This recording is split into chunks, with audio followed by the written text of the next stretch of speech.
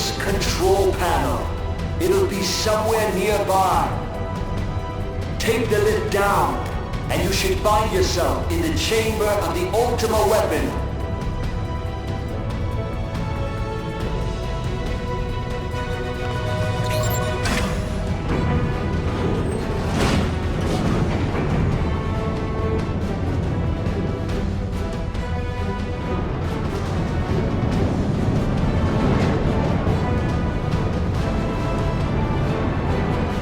Keep your eyes peeled. Gaius could be waiting for you down there.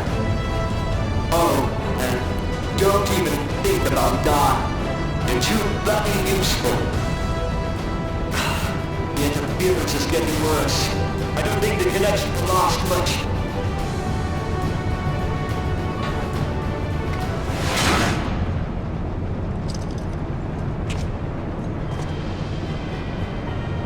Tell me, for whom do you fight?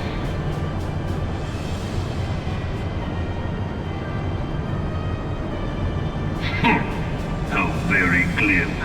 And do you believe in Eorzea?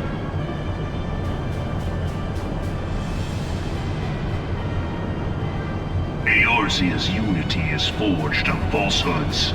Its city-states are built on deceit. And its faith is an instrument of deception. It is not but a cobweb of lies. To believe in Eorzea is to believe in nothing. In Eorzea, the beast tribes often summon gods to fight in their stead, though your comrades only rarely respond in kind. Which is strange, is it not?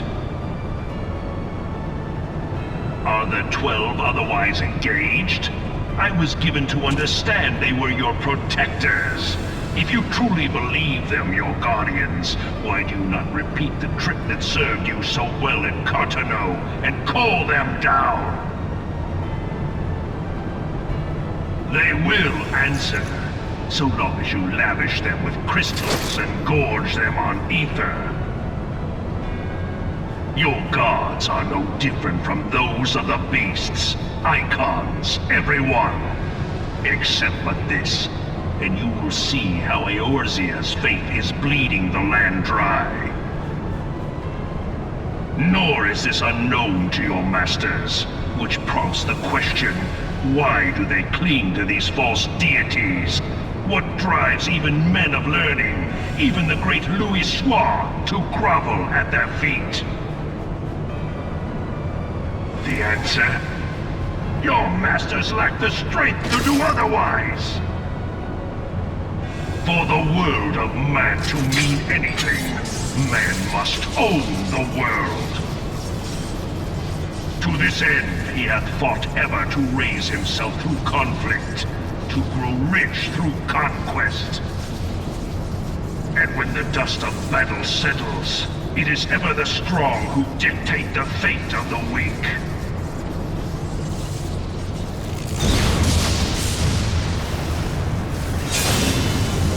Knowing this, but a single path is open to the infinite ruler, that of false worship, a path which leads to innovation and death.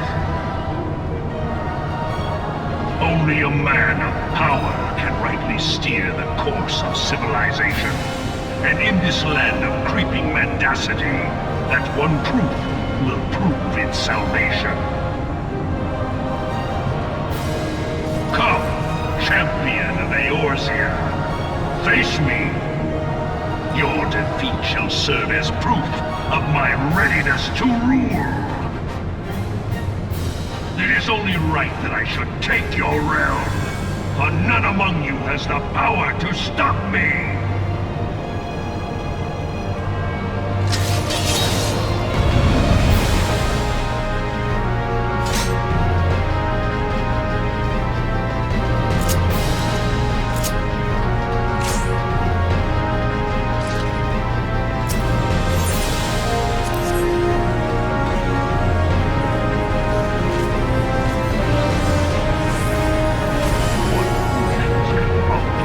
Attack me.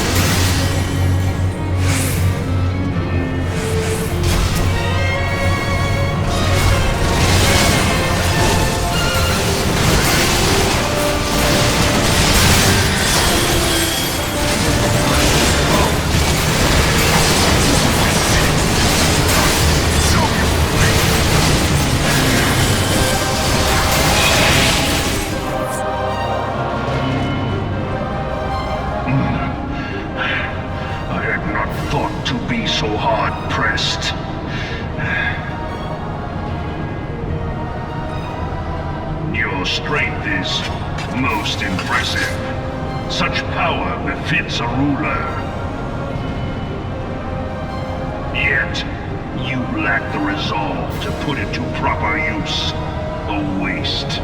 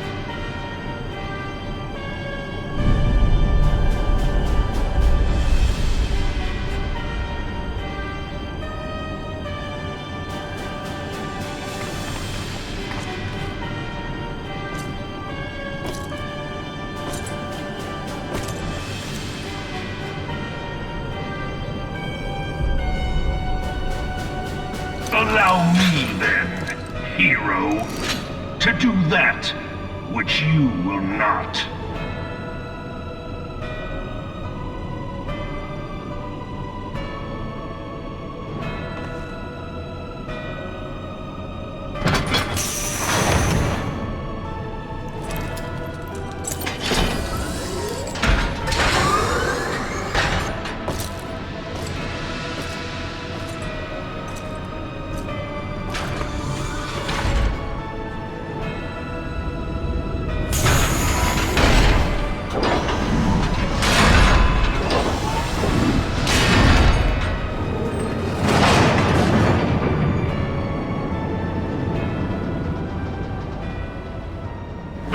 Witness to the true power of the Ultimo weapon.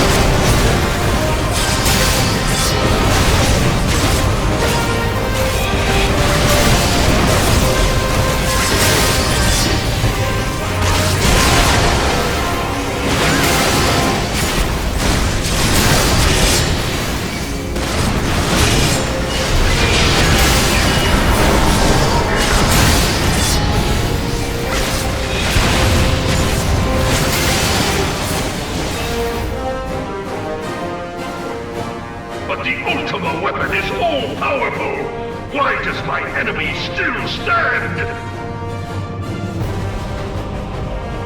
Can her strength truly be so great? It is the blessing of light that confounds you.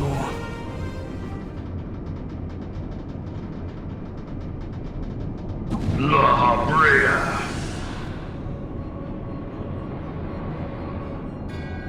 Your foe acts under the protection of the crystal she bears. So, this is what empowers her. Beyond mortal limits. If you are to prevail, the hammer of darkness must needs be brought to bear upon the shield of light. And so it shall, for the Ultima weapon is host to a power of which you are as yet ignorant. Speak plainly, Ascian. The heart of Sabik. It is the weapon's core, an enigma whose surface even the vaunted scholars of ancient Alec failed to scratch. The magic within has lain dormant for eons. Of what magic do you speak? A spell without parallel. Ultima. I sought the life force of the primals for no other reason but to quicken the core. For the true power of the Ultima weapon lies within its now beating heart. La Habrea, what have you done? No more than was necessary for my god to be reborn. Damn you, Ascian.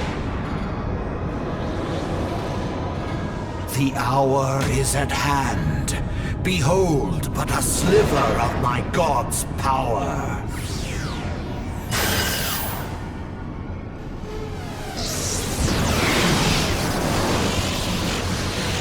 From the deepest pit of the seven hells to the very pinnacle of the heavens, the world shall tremble. Unleash Ultima!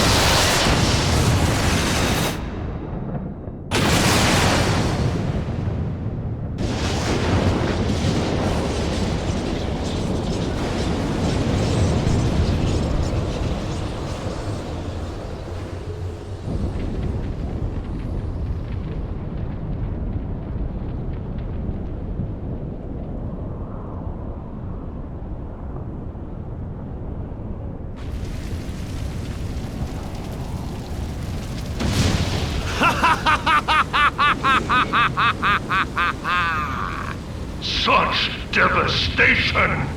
This was not my intention! Oh, Hydaelyn. It seems the task of keeping your champion alive has exhausted what strength you had left. Van Belsar, your enemy's shield is broken. The rest I leave to you. We will speak later, Ascian. But first, I must deal with you. The question of who is mightier remains. Come, adventurer. Let us find the answer together.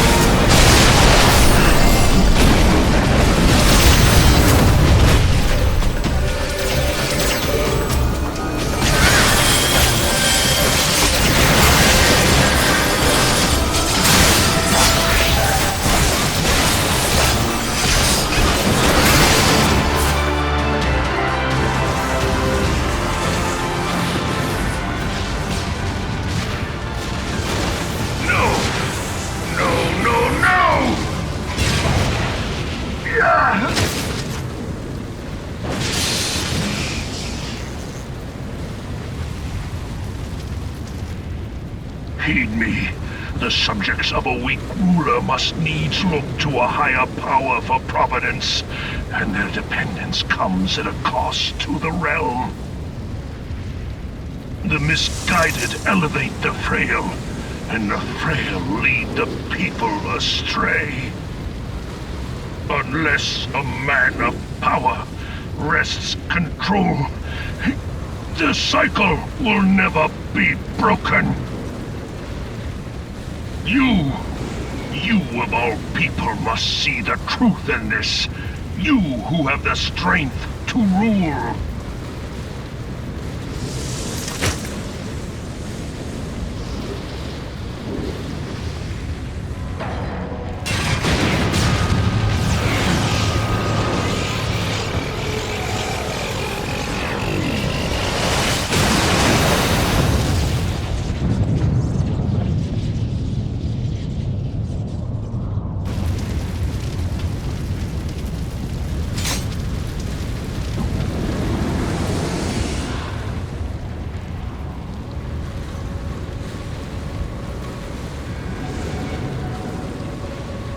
Pathetic. You boasted of unrivaled power. You were entrusted with the ultimate weapon, the ultimate magic. And still, you failed. So much for the glory of man.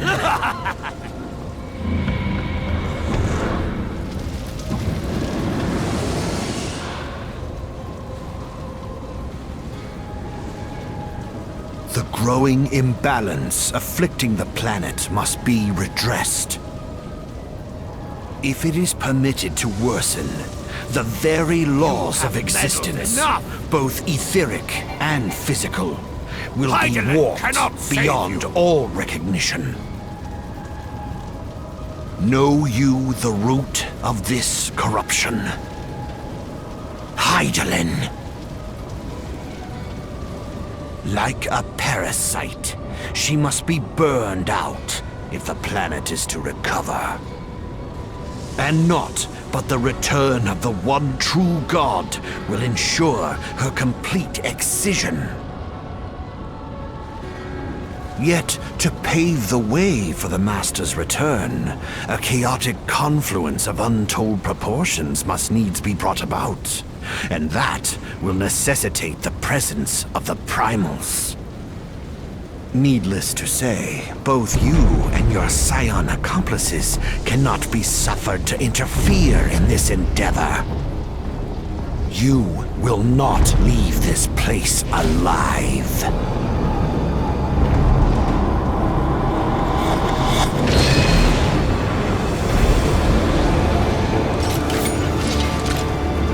It is past time your flame was extinguished, bringer of light.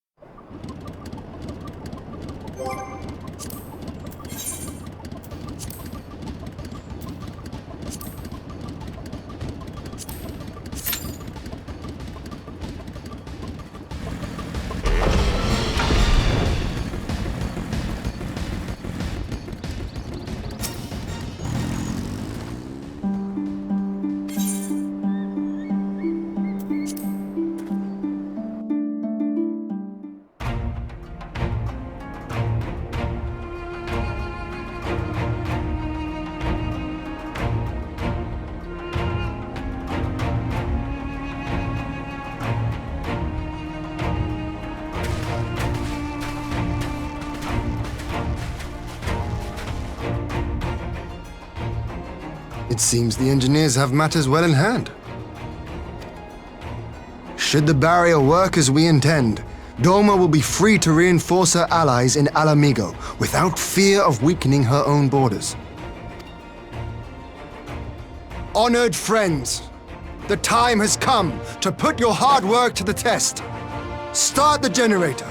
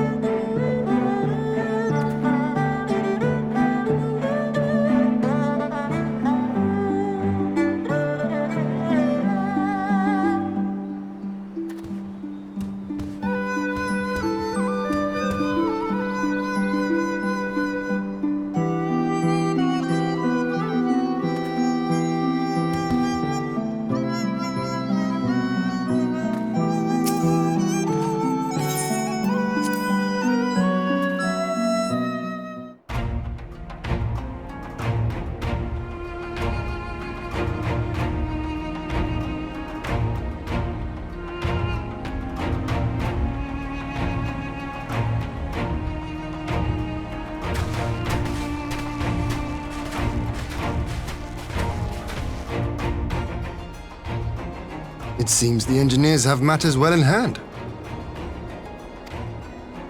Should the barrier work as we intend, Doma will be free to reinforce her allies in Alamigo without fear of weakening her own borders.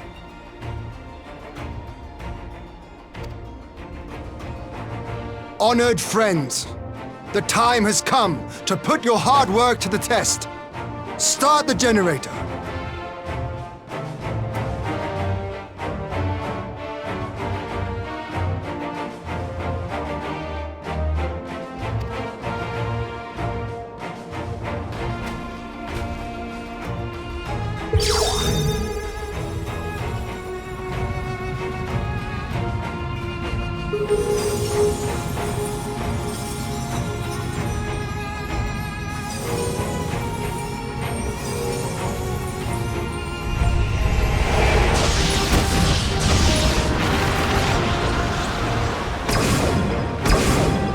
Node 1 is operational. Nodes 2 to 8 are reporting similar energy levels. The barrier is forming.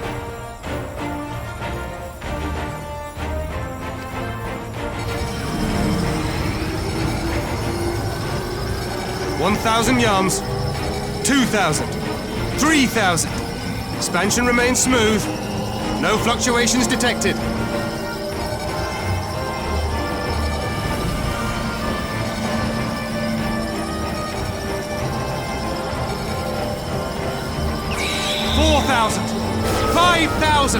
Target altitude reached. The barrier is holding steady at 5,000 yards. We've done it.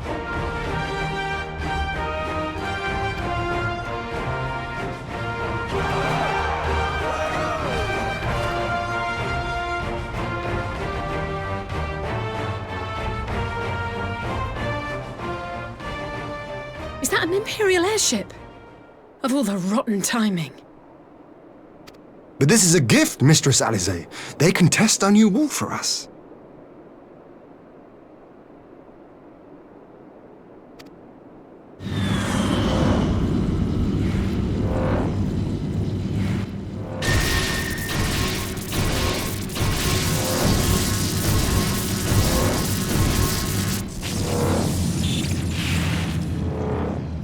Seems solid enough, though I was hoping for a fireball.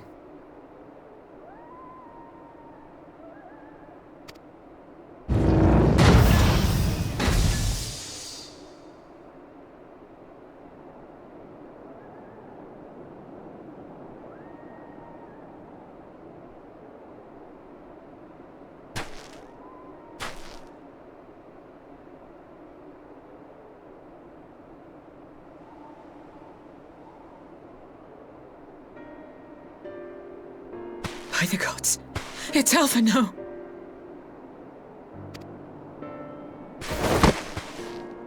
What are you? Let me go! He has my brother! Lower the barrier!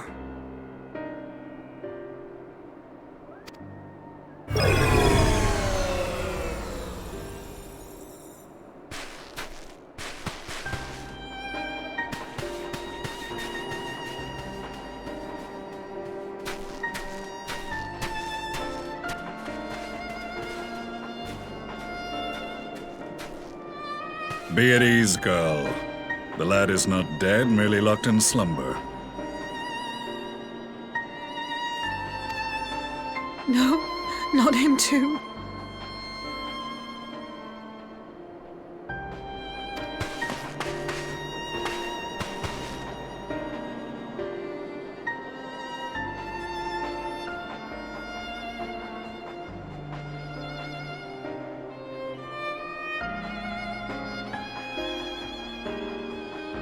We could identify no cause and found no remedy. Thus I sought to return him to Doma, and into the arms of Lord Hien himself, it would seem. It is a day for fated reunions. Would you not agree, adventurer? Or should I address you as the Warrior of Light?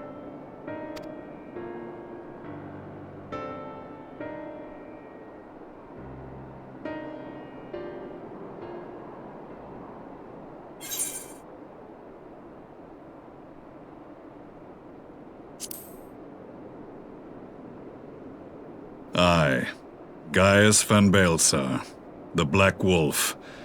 That was the title I was given, one I have long since relinquished.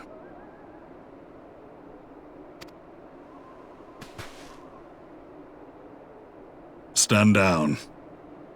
The legatus of the 14th Imperial Legion died in Castrum Meridianum. I am no more than Gaius Baelsar, a man without rank or allegiance. Impossible! There's no way you could have survived! Do you remember how it unfolded?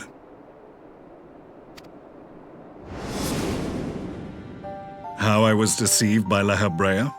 How I was convinced that reviving the Ultima weapon would allow me to bring peace to Eorzea? The Ascian used me, as he used so many others, all to further the restoration of his wretched god. Yet even with the might of Alec at my command, you bested me. And as the Praetorium went up in flames, I was content to burn along with it. For a moment at least. A moment of folly. To surrender my life thus would have been to betray all who died for my cause. It was for them that I dragged myself free of the rubble, and swore vengeance on the Ascians.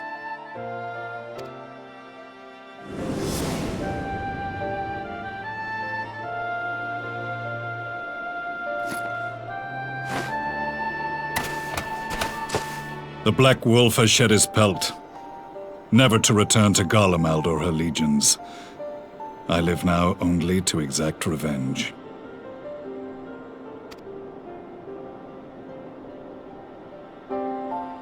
My principal quarry was to be La Habrea, whom I gather you have since ushered unto oblivion. But so many more remain. Long as their kind lurked in the shadows, laboring to sow chaos throughout our world, I would see each and every one dragged into the light and put to the sword. Are the Scions not of like mind? In this single respect, perhaps. Then I shall continue the partnership the boy began, and share what intelligence I have acquired. Among the Ascians, the black-masked ilk are subordinate to those who wear red. This you already know. Yet among the red there exists a hierarchy. Those set adrift with the shards clearly stand below those still joined to the source. Nabriales, who once dared to intrude upon the Rising Stones, belonged to the former group, and while he was indeed a dangerous foe, his powers were inconsequential next to the paragons of the Source. The first was La Habrea, who plagues us no more. There is also the white-robed Elidibus, and the elusive Emmet Selk, about whom little is known. We have files on La Habrea and Elidibus, but I believe this Emmet Selk is new to us?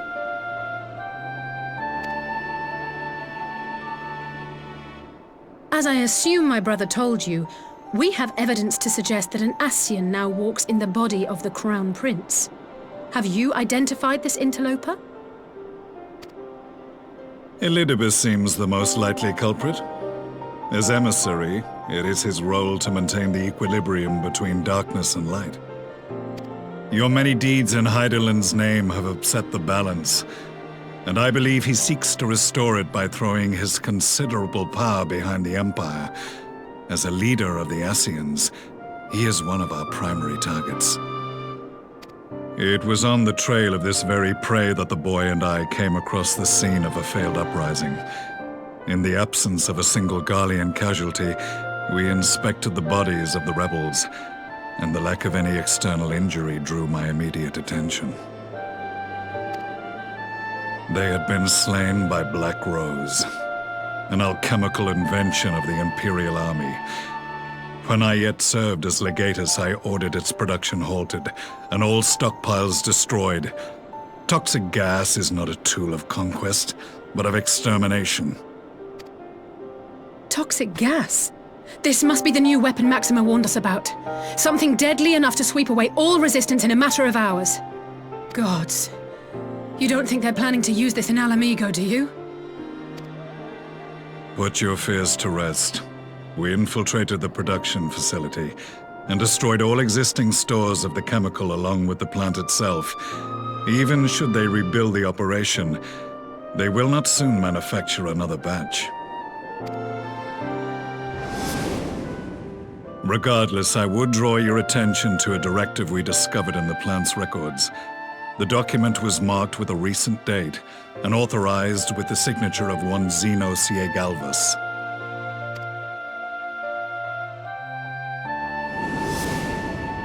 A dead man signing the death warrant for thousands. 'Tis bad comedy.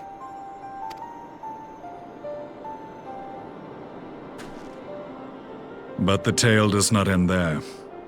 Within that same facility was a chamber filled with devices of elegant design. Cloning technology, we realized. And what should we find in each and every incubator? But a young Emperor Solus.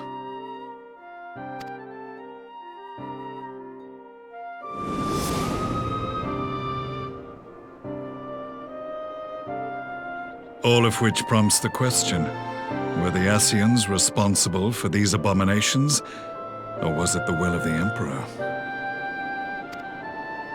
I must know which hand guides the Empire. Though I have given up my rank, I am yet a son of Garlemald, and I will fight for the future of my homeland.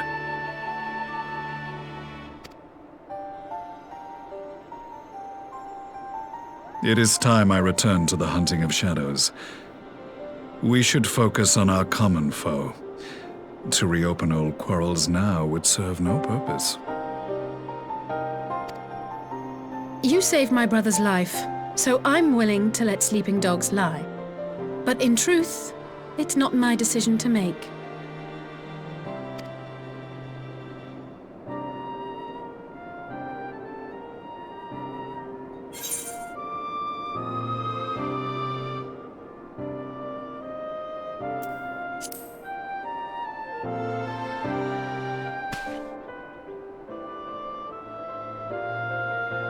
There was a time when I scorned those who placed their faith in false gods, even as I, in my blinkered conviction, place mine in Ascian promises. Unlike yours, my strength of will and my restraint was found wanting. We shall meet again, warrior of light.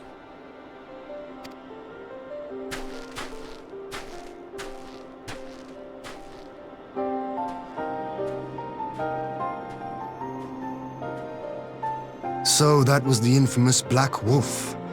An unexpected ally, to say the least.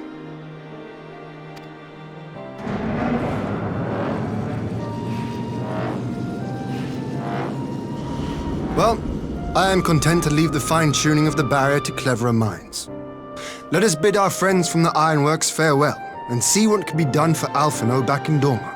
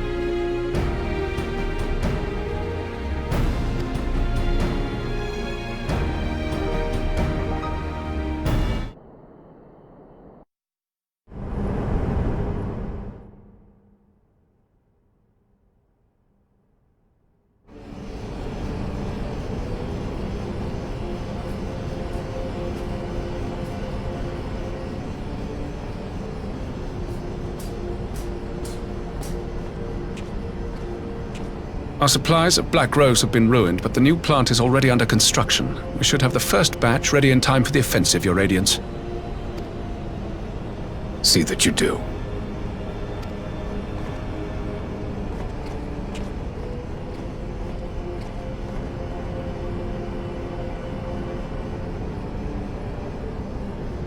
Ah, yes, the infamous Black Rose. If I recall correctly, Gaius did not much care for the invention.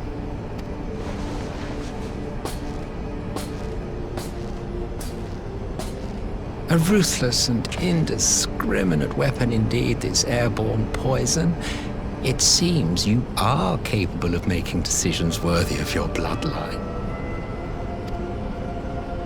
With no gift for sorcery, we Garleans must look to Magitech to even the odds.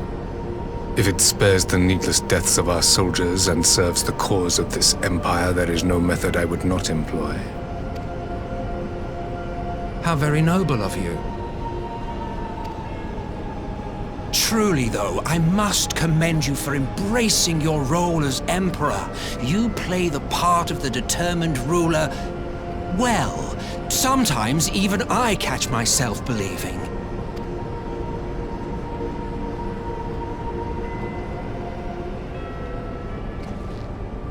A silent agent of death. Now that I think on it, Black Rose may well possess the perfect aspect. Slowly but surely, the deluge of light has worked upon the ether here in the source, and the gas should be most susceptible to its influence. Well, I shall leave you to your own devices. Go forth and bloody the land with your grand and glorious war.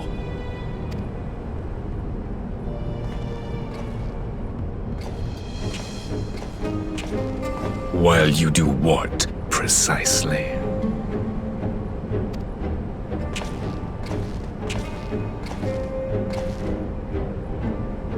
Need you ask?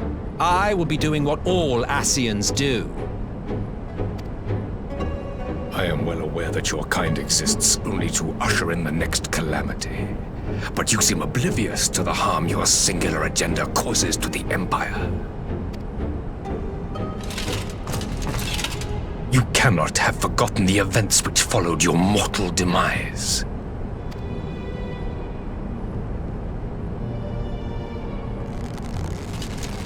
Our homeland was plunged into civil war for your failure to name a successor. The edifice you so carefully constructed was but a hair's breadth from collapse.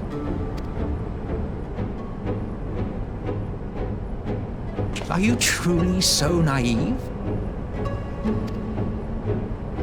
You thought me oblivious to the consequences of a departure so painstakingly timed? It was by design? Well, of course it was. Though I will admit the resulting panic exceeded even my wildest expectations. But how can you be surprised? Throwing the world into disarray was the very purpose for which this nation was, as you say, so carefully constructed.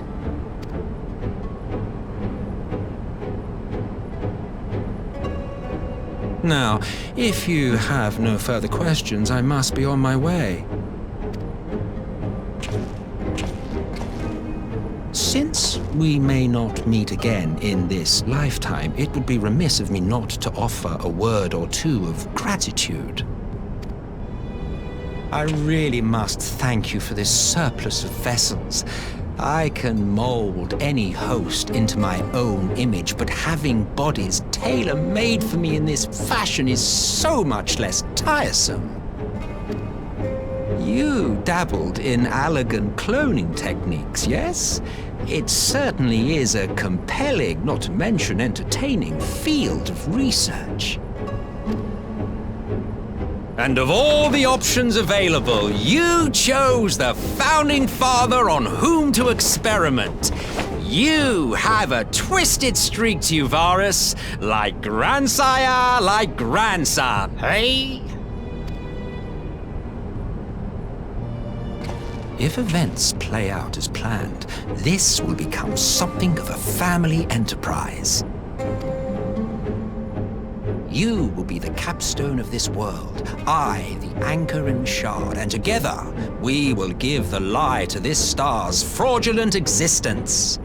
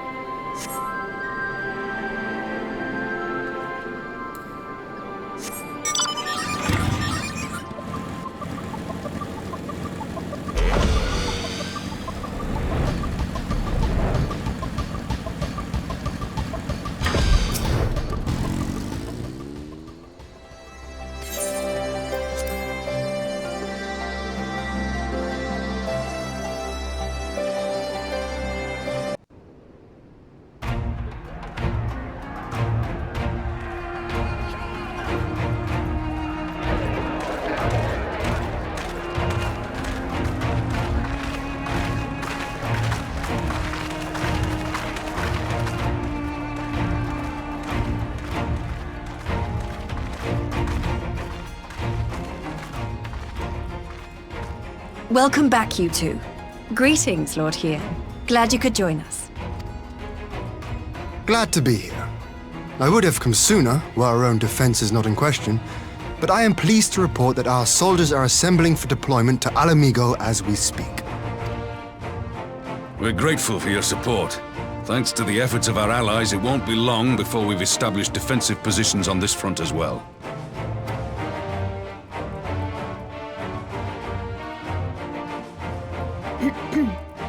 We have some good news too. Alphino has come back to us.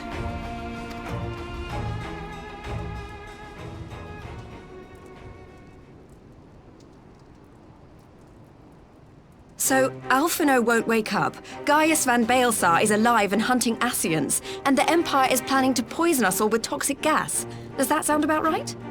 Ordinarily, any one of those things would have left me in shock. But the way things have been lately, it's all starting to seem pretty normal.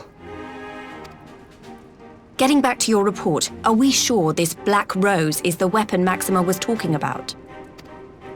It fits the description. And it seems we have Alphino to thank for sparing us an early demonstration of its effectiveness. I have a feeling this won't be the last time his bravery in the Empire will serve us here in Eorzea. The threat of an unknown weapon has had us all on edge. But now that we know what we're dealing with, we can take steps to defend against it. As for Gaius, I'm not sure what to think. Am I happy he's alive? Not in the slightest. Am I happy he's hunting Ascians? Aye, I'd have to say I am. Oh, speaking of Garleans you didn't expect to see, we have a tale of our own, as it happens. When we sent envoys to the Imperial Army to request talks, they returned with the message that Varys Zos Galvus would be attending.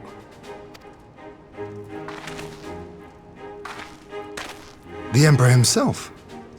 Well, Varys did sanction the Popularis peace mission. But knowing that an Ascian walks in his son's skin, I do not see how we can trust him or anyone from that nest of vipers.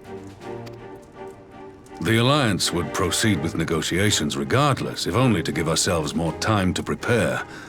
We do, however, require your cooperation. Right. Yes. So, as a condition for the talks to go forward, the Empire has requested that a member of the Scions be present. There'll be a representative from each Alliance nation, of course, but I'm afraid we have to ask that you come along too.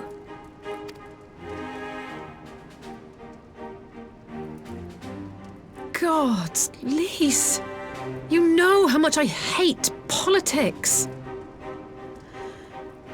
But then, what choice do I have? Alphino and the others aren't going to do it. Very well. I shall attend as the Scion's representative.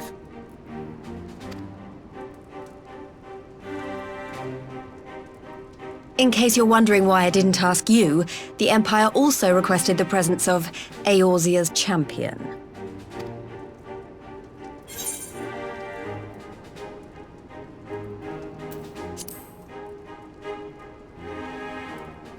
Oh, you're not, are you? Come on, if Alisaie can put on a brave face, then so can you.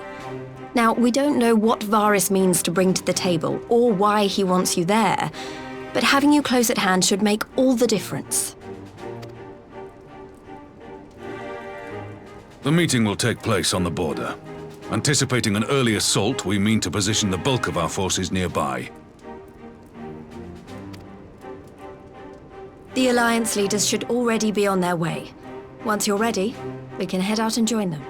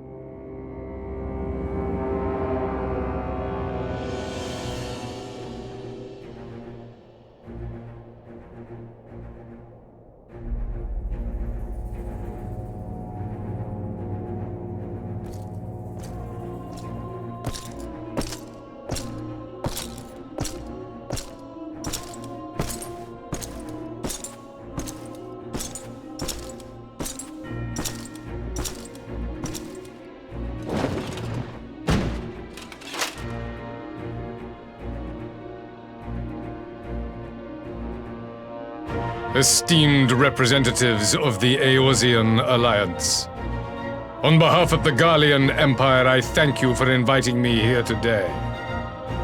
As this parley was convened at your request, I invite you to speak first.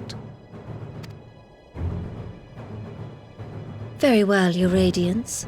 I, Nanimo Ulnamo, 17th in the line of Ul, should be pleased to oblige you.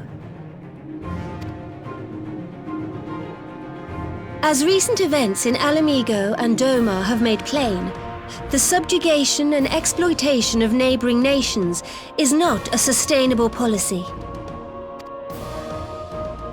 Should this day end in war, you may very well defeat us, but you will never extinguish the people's desire for freedom.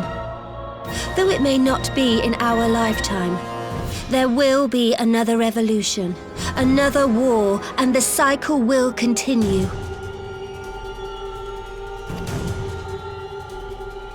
Doma has entered into a concord with the nations of Eorzea, a partnership wherein we recognize one another as equals. Garlemald could be afforded similar treatment. You need only set aside your ambitions and join us in paving a path towards peace.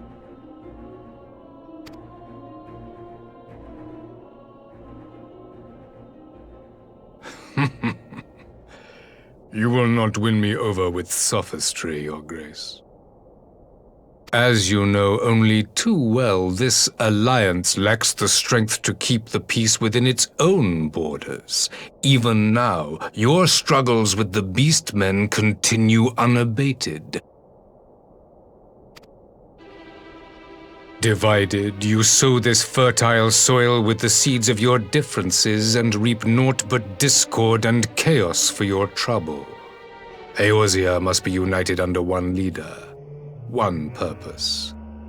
I would offer you both and bring an end to your strife. With all due respect, Your Radiance, the only thing that you offered the people of Alamigo was fear and hopelessness. The citizens of Doma can also attest to the meager arms of Imperial rule. There is no purpose to be found in a life of oppression, each day more uncertain than the last. Our people are willing to die for their freedom. A great many already have, and countless more will, if we don't put an end to this madness here and now.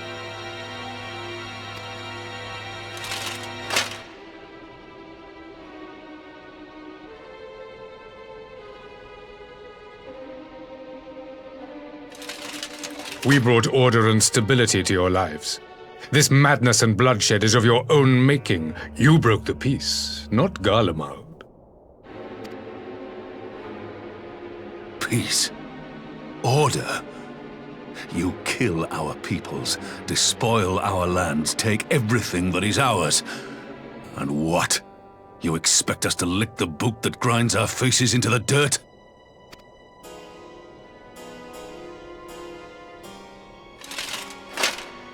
I expect you to weigh the costs, to recognize the countless lives have been lost on both sides in pursuit of a greater good, and to not squander all we have achieved in a fit of petulance.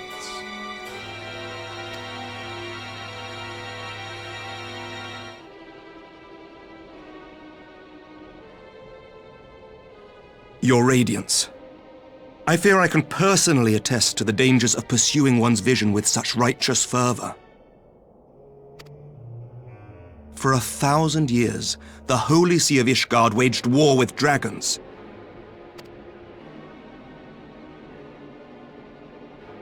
A 1,000 years of sacrifice, of sorrow and hate, in which we bathed in the blood of friend and foe alike.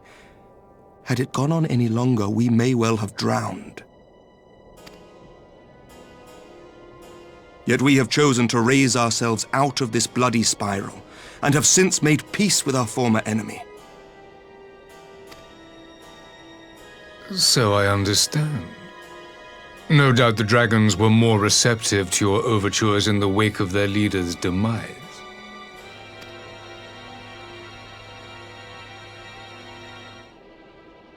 You speak of peace, yet use war to achieve it.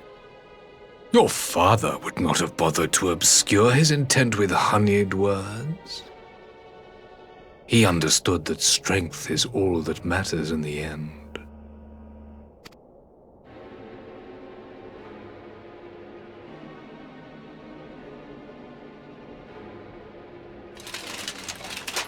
Without his clarity of vision, I can but wonder what will become of Ishgard and her people.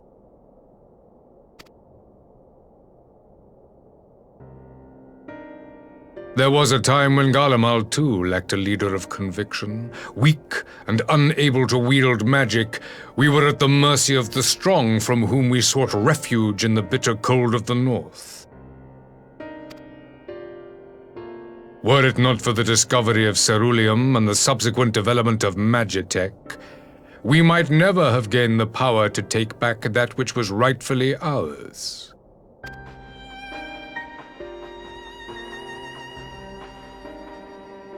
You speak as if your people were the first to have been driven from their homes. Limsa Lominsa was built by wayward souls in search of a place to call their own. On the shores of Vilbrand we found it. And from those humble beginnings did we grow and flourish. And all without robbing our neighbors of their liberty.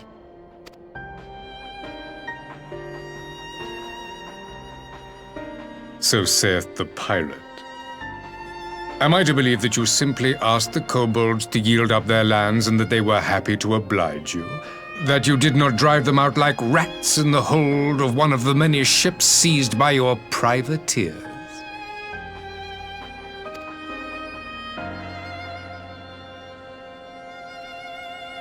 I will concede that after centuries of exile, reclamation may be mistaken for invasion. Nevertheless, it is not. And those who till stolen soil have no right to object when cast out in turn.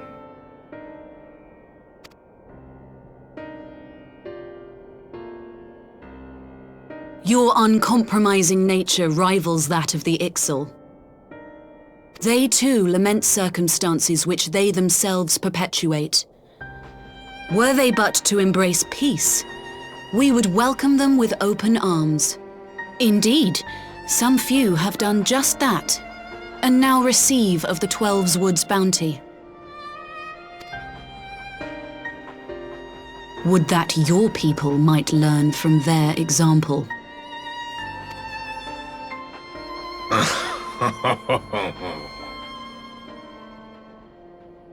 You dare compare us to the Birdmen? You who thought to invoke the 12 and threaten all of creation?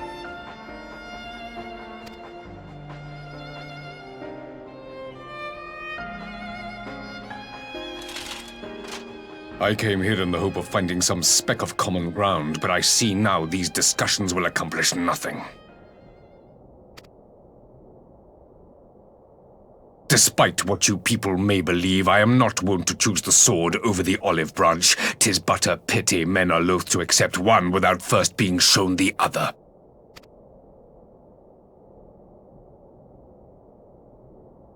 Wait! I beg you. This meeting was supposed to be a chance to find a way forward together, not to bemoan the missteps which brought us here. Please. If you truly consider violence a last resort, there must be a way we can come to an agreement.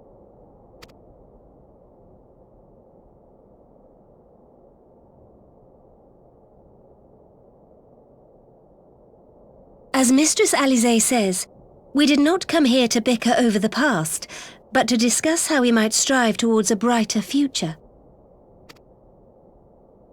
Emperor Varys, may I suggest a short recess, that all present might compose themselves prior to beginning anew?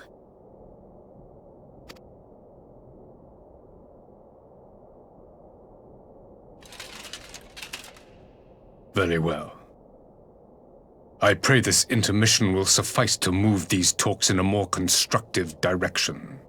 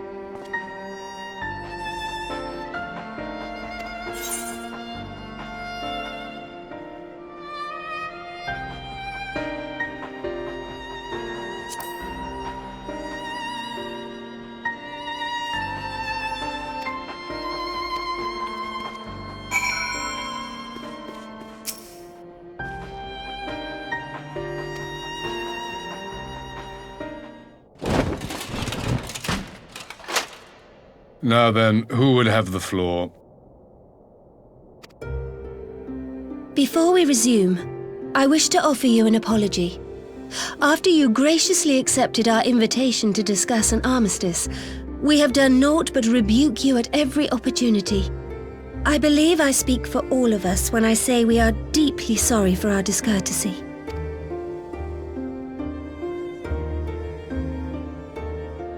I'll admit your familiarity with our affairs surprised me, and served to remind me how little I know of yours. I think all here can understand the desire to reclaim one's homeland. But why expand further? That is my question. If I may, the answer can be found in the Imperial doctrine they took great pains to impart to my people. Recognizing the threat icons pose to the world, Solus Zos Galvus decreed that they were to be eradicated. To this end, he began a campaign to unite all lands under the Garlean banner. Or so we were taught. Yet the Emperor only reached the burn, the barren said to have been laid waste by icons, after conquering all the lands that lay between. What is more, I am quite certain the practice of summoning was not nearly so widespread in the days before the Empire's founding.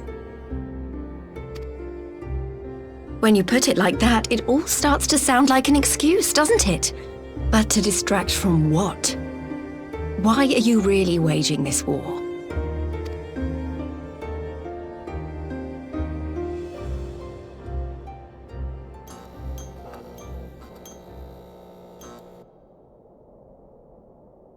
Finally, you ask the right question. I can but hope you heed mine answer and at last accept the righteousness of our cause. My goal is this: to return the world to the way it once was, the way it was always meant to be. In doing so, mankind will be made whole once more.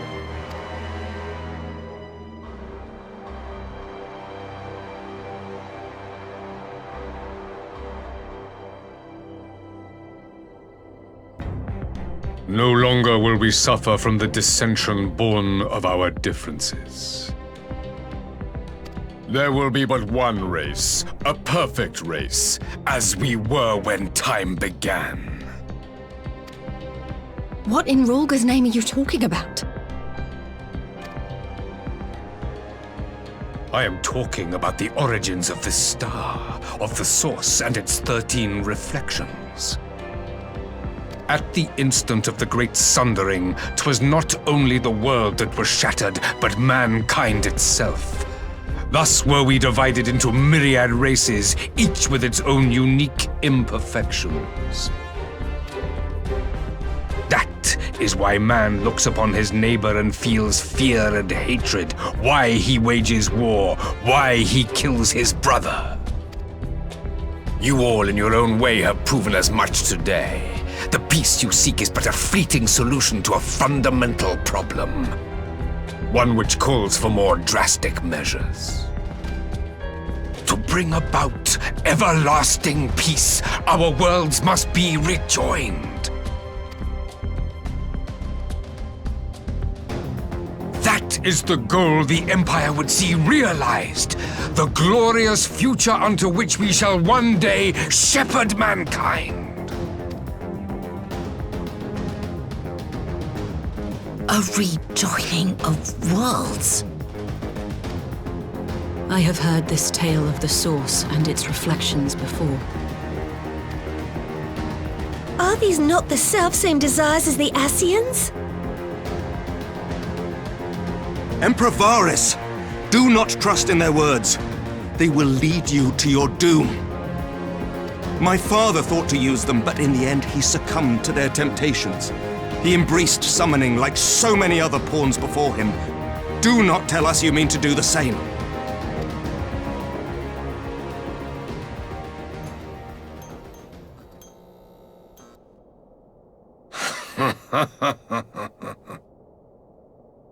To be a pawn, Free from the burden of choice would be a blessing.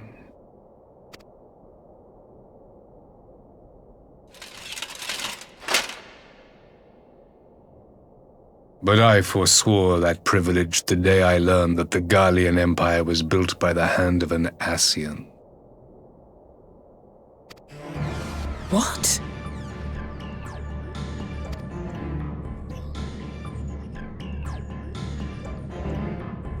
Yes.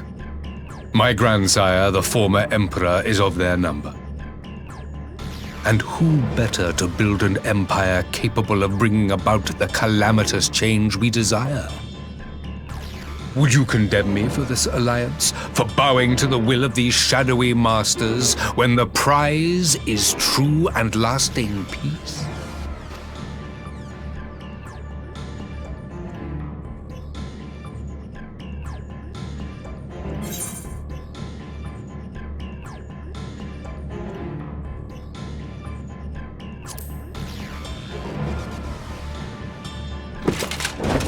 I come not to conquer, but to liberate. To free man from the prison of divergence. Imagine a world united. One perfect race beneath a single standard. An army before whose might these servants of darkness and light would fly as leaves in a storm, never again to meddle in man's affairs. We would be the masters of our own fate. I bid you join me, not as subjects of Garlemald, but of a new nation. And together we shall win freedom for ourselves and generations yet unborn. You want to trigger another half-dozen calamities? You can't be serious!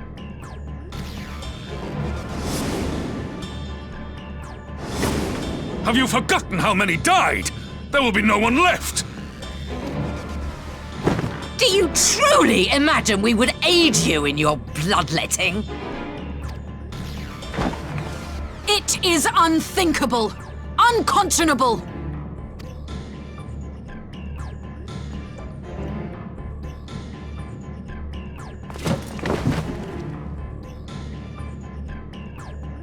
And what is the alternative? To be as cattle waiting for slaughter? I would have us work together, that we might take fate into our own hands!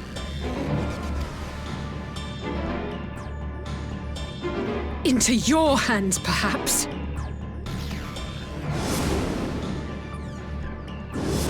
But what of the other worlds, your radiance? With every calamity, you obliterate a star and every soul that dwells on it. To the Ascians, we are all but tiny, momentary specks within an indifferent universe. We cannot hope to oppose them until we have been made whole once more.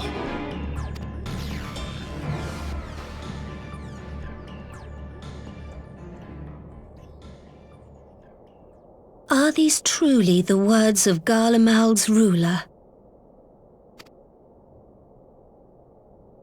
The flaws and foibles which you so abhor are what make us who we are. Every nation, even yours, Emperor Varys, is made whole through the combination of these imperfections, the strengths of one compensating for the weaknesses of another. While it is true that man succumbs all too often to anger and avarice, he may yet overcome his baser instincts through the forming of bonds with others, fostering community and cooperation. That the protector of an empire should not only reject these fundamental truths, but seek to change them at so dear a cost to life is indefensible. Such a man is not fit to govern.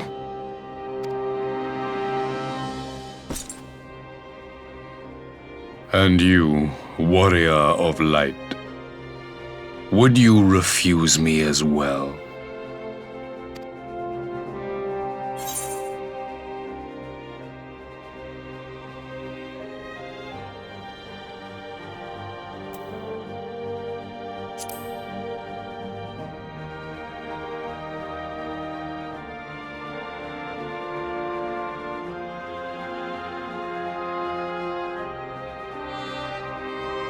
It would seem the Alliance is of one mind on this matter.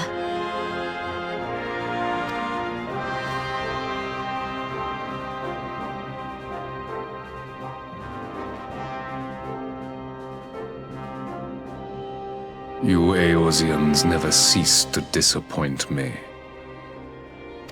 Though I suppose I have only myself to blame for expecting more from savages.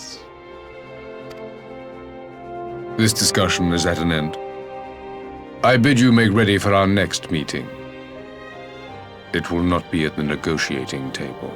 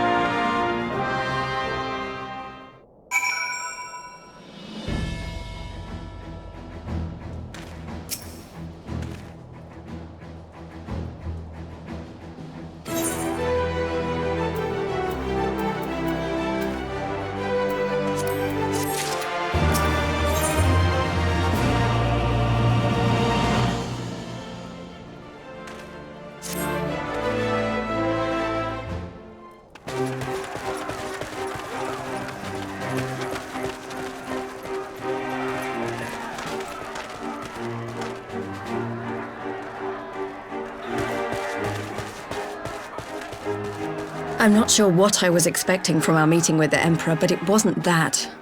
Still, at least we know now what he's really after. Aye, a future built on a mountain of bodies. I too want the Ascians dead, but not at any cost. The last of the reinforcements from Dorma arrived not long ago. I pray it will be enough. Given the Emperor's stated goal, this is a battle we can ill afford to lose.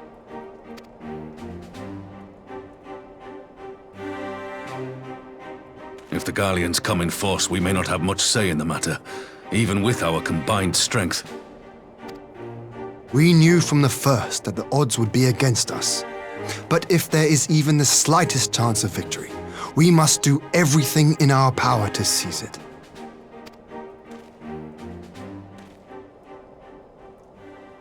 We must seize it, full stop. Here!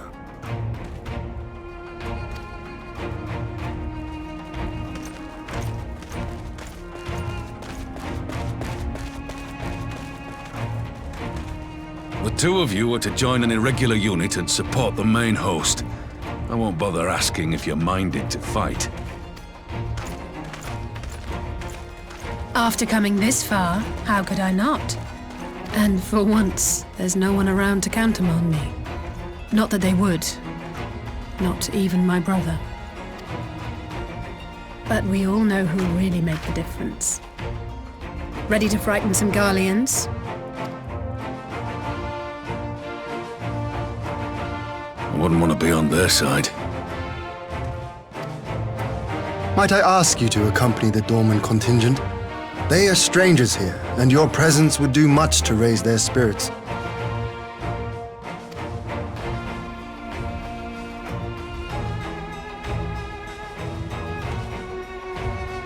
We would be honored. When our people stride out with you in their midst, I dare say the Eorzeans will feel an ilm taller themselves. High spirits have a way of spreading. What I wouldn't give to join you. But my duties as field commander will not allow it. I'll leave the front lines in your capable hands.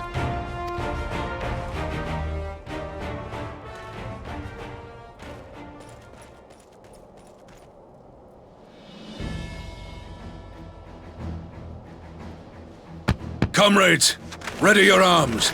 The hour of battle has come.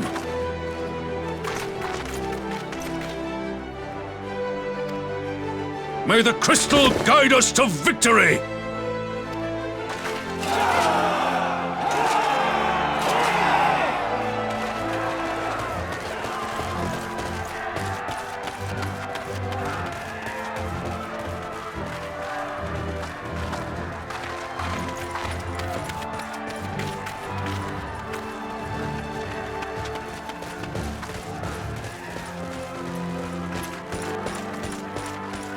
Since the others couldn't be here, we'll have to fight twice as hard. If Alphino wakes to find the Imperials have won, I shall never hear the end of it. It's strange. I thought I would be terrified when the fighting started. I should be terrified. But with you at our side, I can't help feeling everything is going to be all right. So please, don't you dare leave me alone.